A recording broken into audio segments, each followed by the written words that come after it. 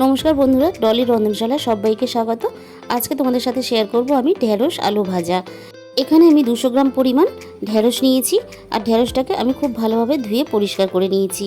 এবার আমি ঢেঁড়সগুলো ছোট ছোট করে কেটে নেব। এইভাবে আমি ছোট ছোট করে সব কটা ঢেঁড়স একই সাথে কেটে নিচ্ছি।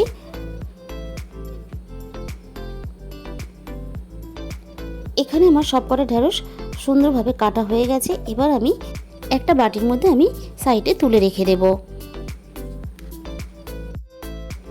এরপর আমি দেখো দুটো মাঝারি সাইজের পেঁয়াজ নিয়েছি। এই পেঁয়াজটাকে আমি এরকম করে লম্বা লম্বা পাতলা পাতলা করে সুন্দর করে কেটে নেব। আমার এখানে সবকটা পেঁয়াজ সুন্দরভাবে কাটা হয়ে গেছে। গ্যাসের মধ্যে আমি একটা কড়াই গরম করে নিয়েছি, আর কড়াইয়ের মধ্যে দিয়ে দিলাম পরিমাণ মতন তেল, দিয়ে দিলাম ফোড়নে কালো জিরে। এবার আমি কালো জিরের মধ্যে দিয়ে দেব কেটে রাখা আগে থেকে আলুর টুকরোগুলো। এবার আলু আর কালো জিরেটা অল্প একটু নাড়াচাড়া করে নেব। আলু আর কালো জিরে এইভাবে ভাজলে খুবই সুন্দর সেন্ট ও খেতেও ভালো লাগে। এর মধ্যে আমি দিয়ে দিলাম স্বাদ মতো লবণ। লবণ দেওয়ার পরে আমি আবারও একটু নাড়াচাড়া করে ভেজে নেব। তোমরা একবার হলেও এইভাবে আলু ঢেঁড়স ভাজা খেয়ে দেখো, তাহলে বুঝতে পারবে খেতে কতটা সুন্দর লাগে। তারপর আমি এখানে দিয়ে দিলাম কেটে রাখা পেঁয়াজের টুকরোগুলো। পেঁয়াজের টুকরোগুলো আমি আলুর সাথে 2 থেকে 3 মিনিট এইভাবে হালকাভাবে নাড়াচাড়া করে নেব। পেঁয়াজটা আর আলুটা যখন একসাথে নরম হয়ে আসবে, এখানে আমি দিয়ে দেব 3টে চেরা কাঁচা লঙ্কা। কাঁচা লঙ্কা দেওয়ার পরও আমি হালকাভাবে একইভাবে 2 থেকে 3 মিনিট নাড়াচাড়া করে নিলাম।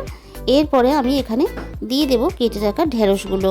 ঢেঁড়স দেওয়ার পরে আমি দিয়ে দেব হাফ চামচ পরিমাণ হলুদ গুঁড়ো, আর দিয়ে দিলাম এখানে হাফ চামচ পরিমাণ ঝাল লঙ্কার গুঁড়ো। একটু ঝাল ঝাল হলে তাহলে ভাজাটা খেতে ভালো লাগবে। আমি এবার মশলার সাথে আলু ঢেঁড়স সব কিছু একসাথে এইভাবে মিশিয়ে নেড়ে চেড়ে ভেজে নেব। হালকা একটু ভেজে নিয়ে আমি এখানে মিনিট 5 জন্য ঢাকা দিয়ে দেব। এইভাবে ঢাকা দিলে ঢেঁড়সটা অনেকটাই নরম হয়ে আসবে। 5 মিনিট পরে আমি ঢাকা খুলে চেক করে নেব। দেখো কত সুন্দরভাবে ঢেঁড়সটা নরম হয়ে এসেছে, আর আলুগুলো কত সুন্দরভাবে নরম হয়ে গেছে। তোমাদের আমি দেখিয়ে দিচ্ছি কতটা সুন্দরভাবে ঢেঁড়সটা সেদ্ধও হয়ে গেছে। এরপর আমি আবারও হালকাভাবে একটু নেড়ে চেড়ে নেব।